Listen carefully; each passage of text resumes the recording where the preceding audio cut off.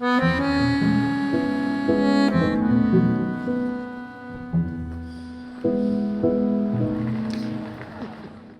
comércios, Quando arrivano i clienti, em casa Beh, arrangiamo perché mi piace fare parte, Rosana? ou nas ruas. Sì, la clinica è su di Biasini. A Ciampo. No, Aqui são duas gerações e uma língua que pode até parecer italiano, mas não é. Nesta pequena cidade no norte da Itália, seu Oreste, de 88 anos, e a neta dele, de 33, conversam num dialeto, uma situação comum em pequenas cidades. beh, mi piace il Veneto. Eu prefiro falar o dialeto vêneto do que a língua italiana. Só uso na hora de escrever. Bem, no, Veneto. Até hoje, inclusive, eu até me sinto mais do Vêneto do que da Itália.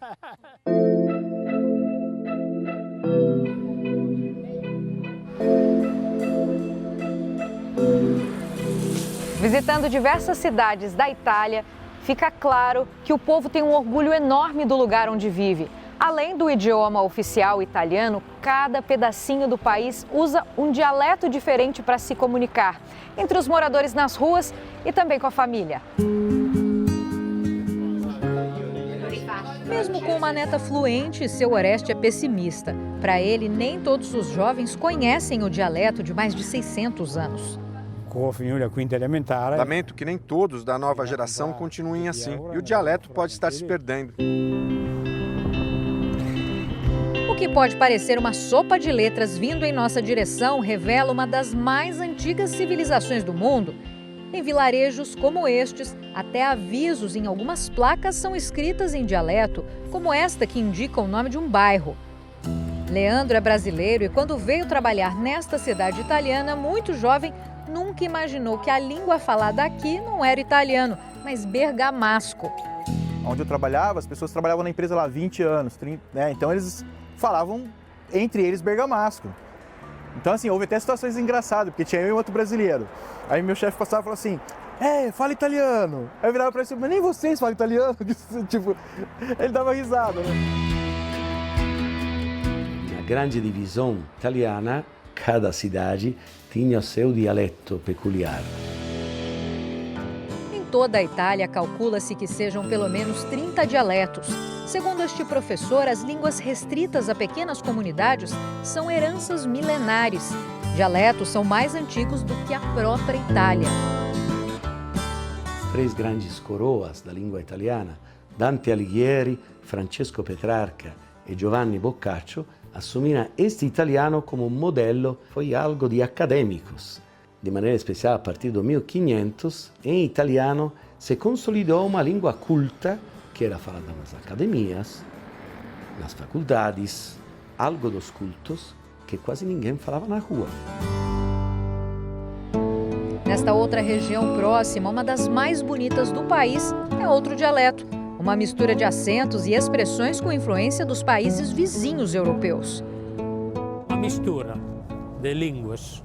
Interessante porque, por exemplo, aqui, Lombardia, mas sobretudo a região de Lagos italianos, o dialeto tem muita influência de palavras de francês e de espanhol, mas tem também palavras que são de origem portuguesa. Este homem dirige um dos maiores centros de estudos culturais da Itália. Para ele, essas combinações não enfraquecem o país nem a língua italiana. Pelo contrário. Essas expressões da língua são uma forma de manter as tradições e são um símbolo forte de uma formação nacional que, mal ou bem, continua por gerações. Há pouco tempo, Antônio teve uma surpresa. Ele passou 2 semanas no sul do Brasil e descobriu que os antigos imigrantes italianos haviam levado para cidades de Santa Catarina os mesmos dialetos de regiões do norte da Itália. Em Santa Catarina parecia que eu estava em Bérgamo ou na Lombardia, me senti em casa. Uma dessas casas é a cidade de Botuverá. No município, a pouco mais de 100 quilômetros de Florianópolis, existe até uma festa com o nome da região italiana.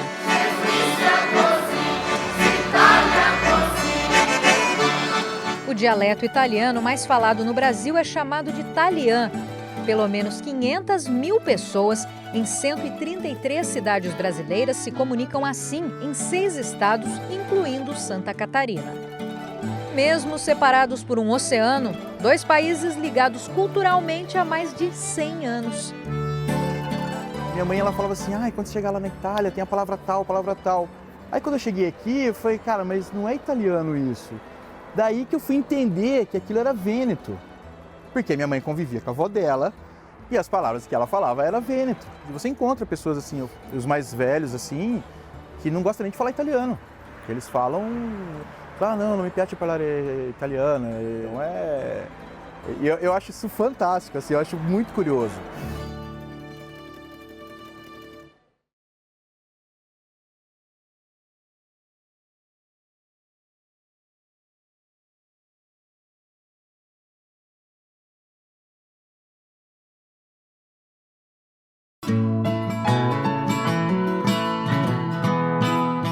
Documentos guardados a 7 chaves, conservados com muito cuidado. Se colocássemos todos os papéis juntos, a fila chegaria a mais de 14 quilômetros.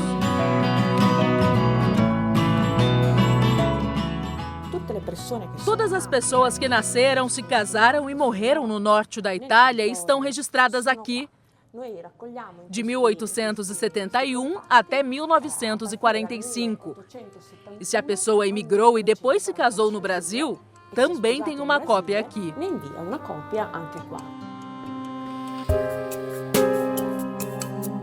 Nesta sala estão a história de muitos descendentes de italianos. São documentos que ajudam os estrangeiros a comprovar que familiares viveram na Itália. Cássia veio atrás desses registros e nunca mais foi embora. Hoje a brasileira trabalha e mora na mesma cidade do bisavô materno. Eles nunca tiveram oportunidade de mais ver a família, ver os pais, ver ninguém, deixaram todo mundo, não tinha condições nenhuma de voltar para cá e poder fazer isso, eu acho que é uma forma de honrar, né, o sofrimento todo que passaram, até para se adaptar, né, num outro país e sem ninguém, né, da família.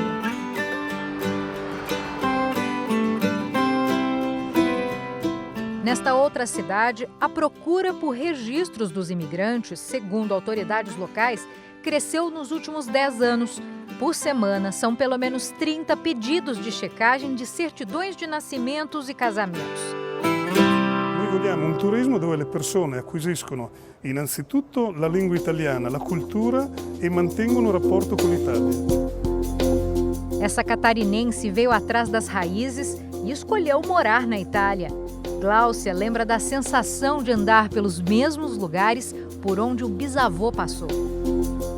É emocionante, sabe?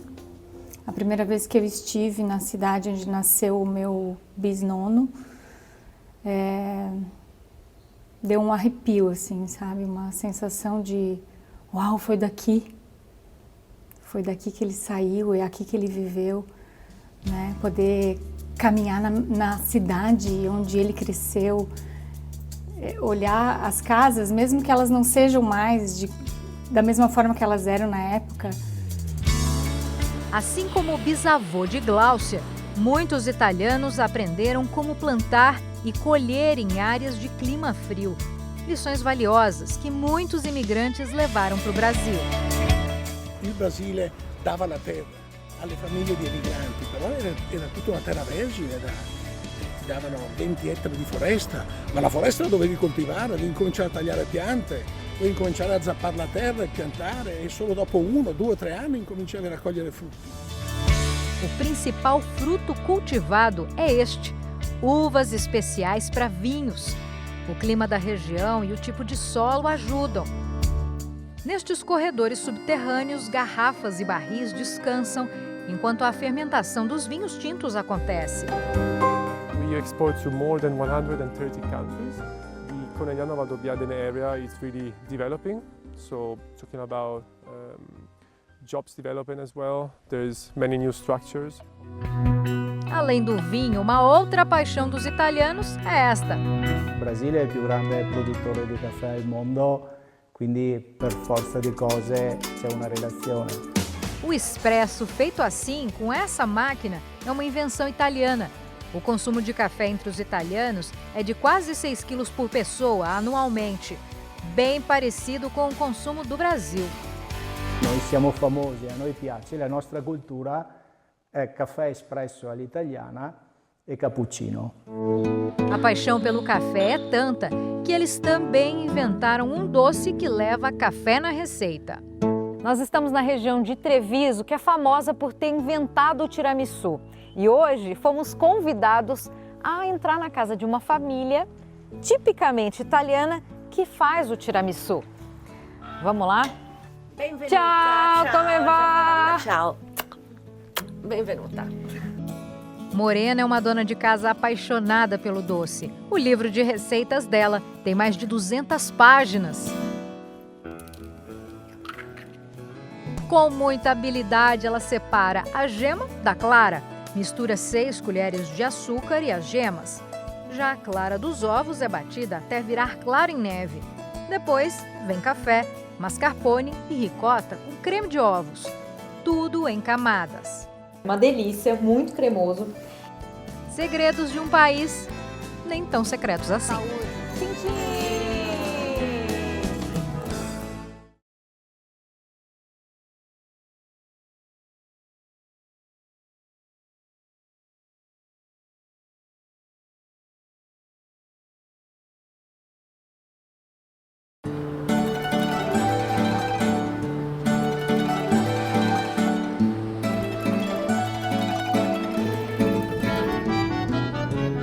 Mochilas da escola viram traves. E as praças, campos improvisados. Num dos locais mais bonitos e famosos da Itália, a cena do dia a dia reforça a paixão em comum de italianos e de brasileiros. Uma mania que pode ser vista em todas as regiões do país. Atualmente, na primeira divisão do campeonato italiano, jogam quase 20 jogadores brasileiros, inclusive no clube mais antigo em atividade na Itália, o Gênova, de 130 anos. O mineiro de Patinga, Júnior Messias, veio para a Itália incentivado pelo irmão que já morava aqui. Vim com a ideia de jogar, mas se não desse certo, é trabalhar e, como muitos imigrantes no Brasil fazem, vai para fora para procurar uma vida melhor. O que nunca foi fácil. Ele chegou a jogar em times da 5ª divisão da Itália até chamar a atenção, drible por drible. A capacidade de definição na área foi o suficiente para ser contratado por uma das equipes mais populares. Hoje, com apenas 33 anos, ele já tem muita história para contar. Sguardo in area, cross basso, Messias!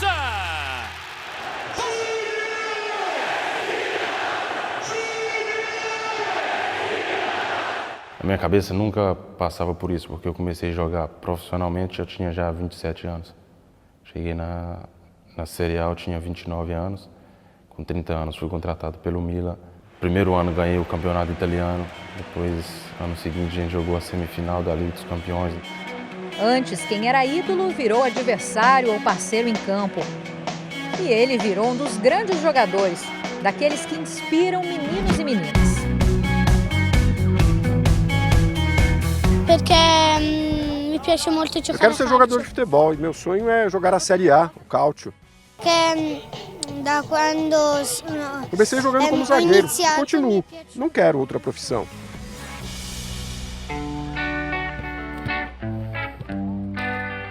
Uma popularidade que se traduz no número de clubes profissionais e amadores na Itália. São mais de 4.000. Pequenos times funcionam como a porta de entrada. Foi assim para o Júnior Messias e para os que estão no início da caminhada, como o Gabriel. O jovem já passou por 4 times do país. Atualmente joga no Torre de Rovere, clube da 6ª divisão da Lombardia.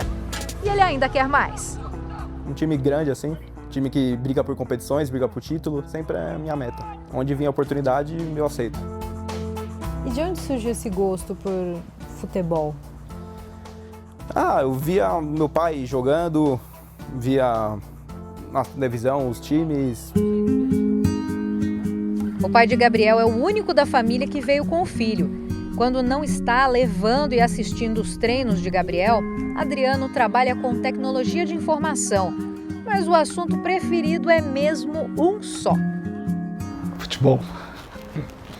Às vezes acho que eu sou louco. Contagiado, Gabriel busca um grande sonho: ser um craque no país onde os bisavós nasceram. Eles vieram para São Paulo há mais de 50 anos, um estado que logo se destacou no esporte, graças aos imigrantes. Futebol, de uma maneira geral, vai te dar uma unidade de amenizar um sentimento de saudade da sua pátria-mãe, da qual ele deixa, e ele vai dar essa acolhida na paixão que já propriamente já está intrínseca no jogo. O primeiro time italiano no Brasil foi o Palmeiras, fundado em 1914 com outro nome, era Palestra Itália. Hoje são mais de 60 clubes fundados por italianos no país. Esquadra de cáutio ou time de futebol? Para quem gosta do esporte, a língua é um mero detalhe. Em campo, o que importa é o jogo, bola rolando e gol para vencer o adversário. E olha que brasileiros e italianos concordam. Que gol é gol. O primeiro capitão da seleção brasileira foi um ítalo brasileiro, como foi Bellini e Feola, capitão e treinador da primeira conquista do Brasil em 58. Ítalos brasileiros, como foi e como é Luiz Felipe Scolari. Para achar espaço num esporte tão concorrido, Gabriel treina diariamente. Todas as tardes ele arruma a mala de treino. Além das chuteiras e do meião, ele carrega a esperança de toda a família. Saudade bem grande. Todo dia você conversa com eles. Quando você volta? Quando vem pra cá? Vamos se divertir um pouco? Falei, calma, tem que fazer minhas obrigações primeiro. Já eu tô aí.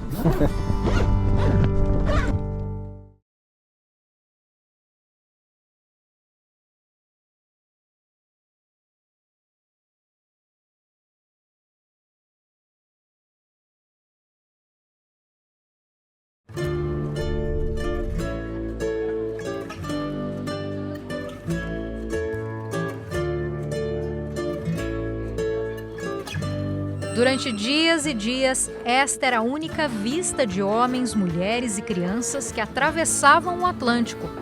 Avós e bisavós de muitos brasileiros. Na bagagem, além dos sonhos de uma vida melhor, as memórias dos sabores, da música, das cidades. A grande imigração aconteceu quando a Itália passava por dificuldades econômicas, políticas e sociais. Famílias inteiras vendiam o pouco que tinham e saíam de onde viviam no território italiano para embarcar num navio rumo à América. Entre 1860 e 1920, cerca de 7 milhões de italianos zarparam para o Brasil com a ideia de construir uma vida melhor. Uma das principais saídas para o Atlântico era aqui, no Porto Antigo de Gênova.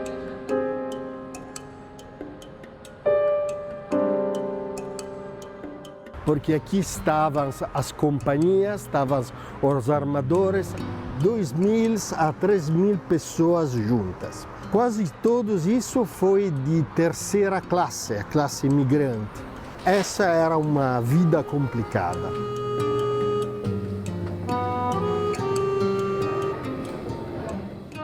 A diferença entre as classes sociais já era percebida logo pelo tipo de bagagem. Os imigrantes costumavam usar sacos como estes aqui para guardar o pouco dos pertences que tinham que podiam levar. No entanto, comerciantes e aristocratas usavam baús e malas de couro como estas aqui. A dificuldade não era só em chegar com malas, mas também para dormir e para conviver entre pessoas. Neste lugar aqui era um alojamento masculino, onde as camas ficavam extremamente próximas, tudo era de forma coletiva. Alguns detalhes, objetos, retratam justamente como esses imigrantes viviam.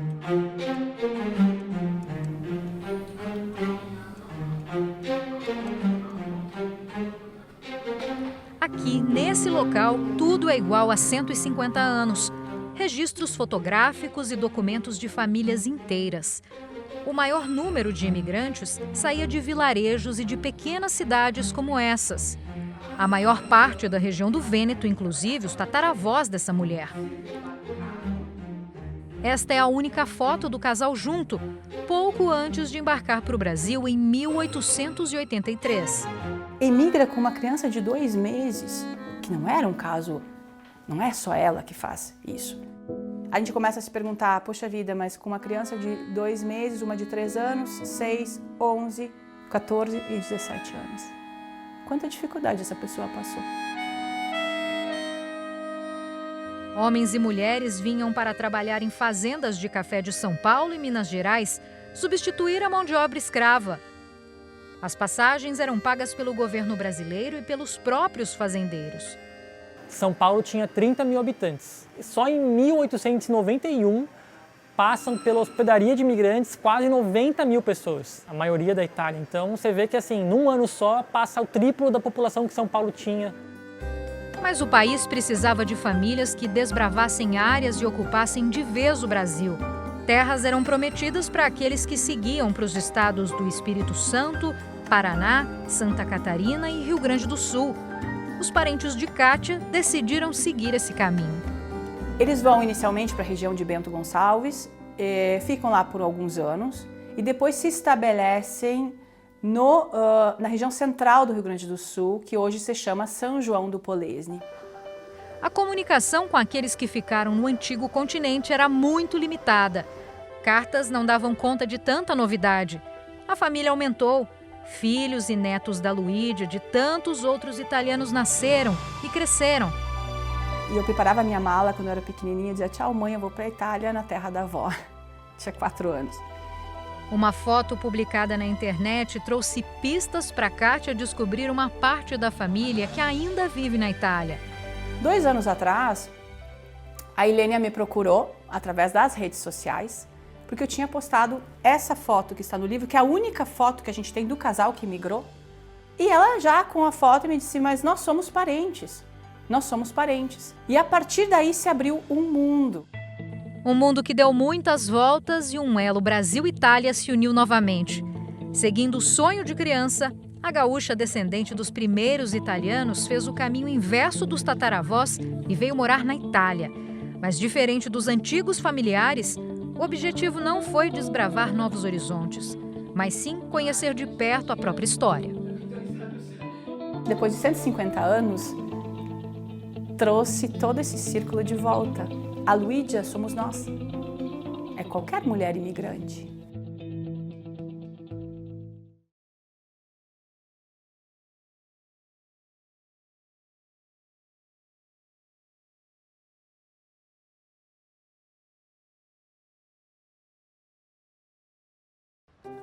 A areia da praia é praticamente a mesma de quando os italianos chegaram ao Brasil.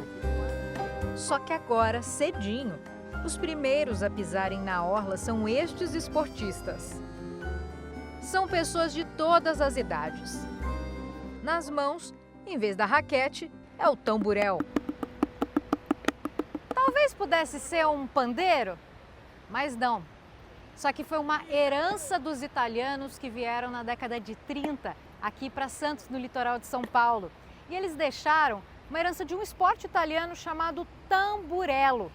Aqui, adaptado para as areias da praia, virou tamborel. Bola para o alto, mesmo quando o jogo não é de campeonato. Para essa turma, a vitória é um mero detalhe. Eu passei no médico, os números deram alterados, que eu era bem ocioso, só ficava na frente do computador. Ouvi o barulho do tamborel. De uma semana para outra, eu deixei de dormir às 7 horas da manhã, porque eu ficava jogando online até às 7 da manhã. Eu comecei a acordar às 6 horas da manhã para jogar tamborel. Cíntia treina há 1 ano e montou um grupo para incentivar iniciantes.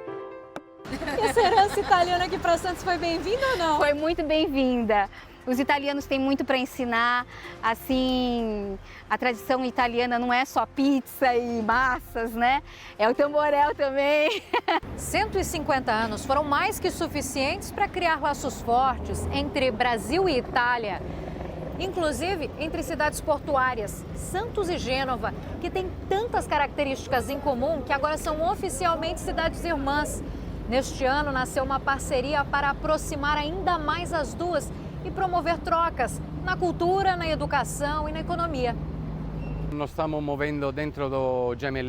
Estamos dentro dessa parceria movimentando muitas áreas, o próprio porto, tudo que tem a ver com logística e transporte. Outro ponto importante é o turismo, e os italianos vão poder ver onde os avós chegaram. Isso é muito legal. Entrou nesse país será muito importante. Nos 150 anos da imigração, a história foi recontada na cidade em cores e em símbolos. O mural apresenta os 3 momentos: a partida, a emoção, o medo e a alegria de chegar. A partida, a emoção, o medo. Num porto do outro lado do Atlântico, o mesmo símbolo. Nossa equipe veio conhecer as semelhanças e as diferenças entre Santos e a irmã mais velha, Gênova. Gênova tem mais de 550 mil habitantes, número um pouco maior do que o da cidade de Santos. As construções antigas invariavelmente têm janelas verdes, mas são as lojas e comércios que chamam a atenção. Algumas têm 250 anos, como esta. Numa das mais tradicionais confeitarias da cidade, doces que parecem joias. Em qualquer lugar do mundo, os portos dão condições econômicas e são capazes de mudar uma região. Hoje a Itália ainda respira essa proximidade ao mar, mas agora com navios de cruzeiro e de turismo. Logicamente que Gênova mudou. Hoje é uma cidade de gastronomia e revela um modo de viver moderno dos italianos. Tanto aqui na Itália como no Brasil, a característica de cidades portuárias, a simpatia e a maneira cordial de dar boas-vindas. É o caso do dono deste açougue. Esse teste é muito legal e antigo. Matteo deixa tudo escuro e coloca um dos ovos à venda no feixe de luz. Ele garante que este é o único teste para saber se o ovo está fresco. É fácil, olhem. Quanto menos ar dentro do ovo, como aqui em cima, mais fresco. E, logicamente, o produto não está passado. Com isso, nossos clientes podem ter um produto fresquíssimo, ideal para fazer uma boa massa ou tiramisu, por exemplo. O comércio tem 113 anos. Os pais de Matteo fazem parte da 4ª geração de comerciantes e ainda estão ativos. 66, 67. Neste endereço estamos desde 1967 e usamos as mesmas receitas. Eles garantem receitas gostosas e honestidade na hora de vender. É o que mantém as portas de todos esses comércios abertas há mais de um século. O que a gente faz aqui é igual ao que faríamos na nossa própria casa. Aqui é assim e por isso sou muito feliz.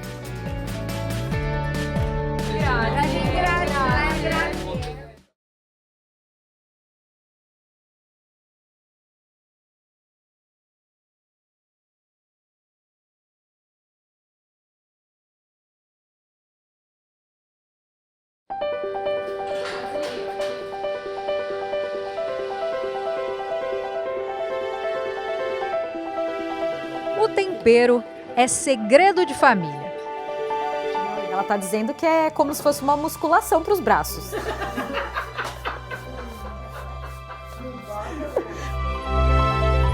Mas o que na Itália é considerado arte merece até aplausos.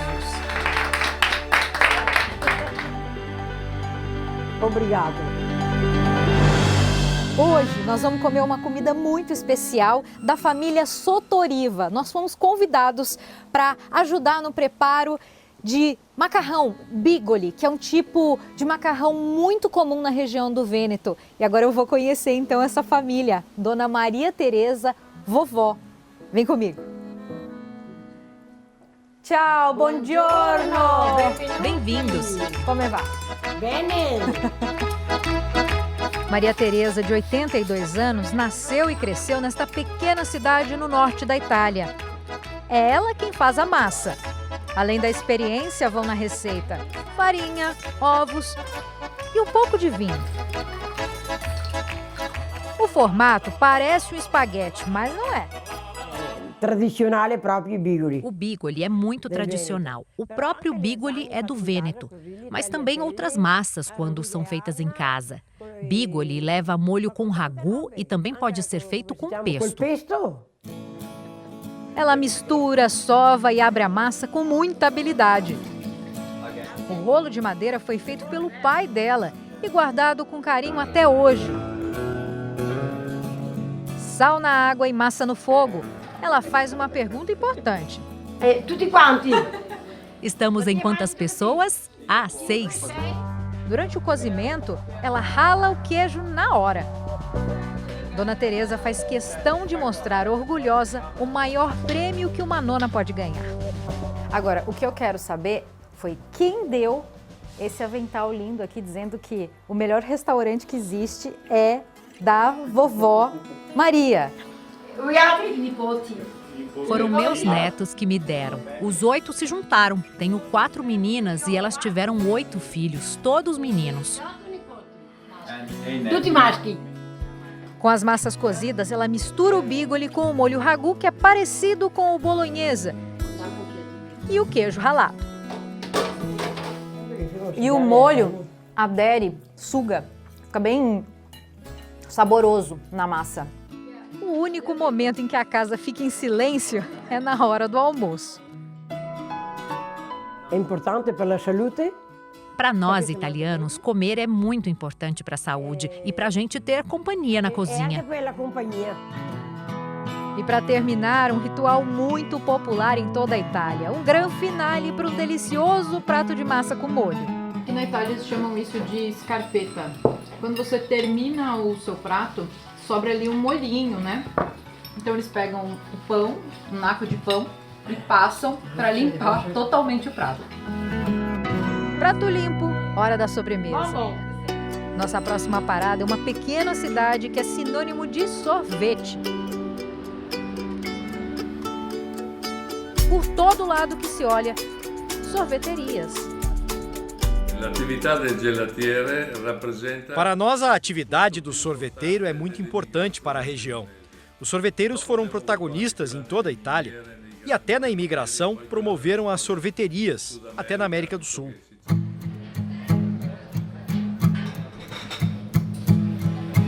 Essa aqui é uma máquina da década de 20 e 30 que fazia sorvete. Funcionava em uma época que se pegava gelo em cima da montanha para conseguir fazer o sorvete. O mestre sorveteiro Teonilo é um dos mais antigos da região. Ele mostra a infinidade de sabores. Um deles é ainda mais especial. Ah, ele tem sorvete até para homenagear os netos. É um negócio que está na família há 35 anos, começou com o avô de Teonilo. Esta aqui é minha mulher quando era pequena. O filho faz parte da nova geração e explica que o estilo italiano de fazer sorvete é simples. O importante são os ingredientes frescos, como este de avelã. Esse leva ovo, amêndoas, açúcar e creme de avelã. Aí, ó, já estão falando que cremino que é o melhor de todos. Cremino. Ó, ele é extremamente cremoso. Em todo o canto na Itália, há filas de sorveterias. Esta tem um gelato especial. Meu avô, logo quando inventou o sabor de flocos, me fez provar. Foi o primeiro sorvete que eu experimentei e não esqueço, nunca mudamos a receita. Ele abre a cozinha e mostra o segredo do stracciatella original, a mistura líquida que é a base para o sorvete. Na máquina de mais de 60 anos, os ingredientes vão virar gelato em 15 minutos. Agora é a vez de colocar o chocolate meio amargo na massa. Percebe que tem muito do artesanal. Gelato pronto e servido fresquinho no balcão. Então agora eu vou experimentar o verdadeiro sorvete de flocos aqui da Itália com o neto de quem inventou. É muito bom, é muito cremoso. Pasta e gelato, duas receitas simples que encontraram dois valorosos ingredientes: o apetite e a criatividade dos italianos para ganhar o mundo.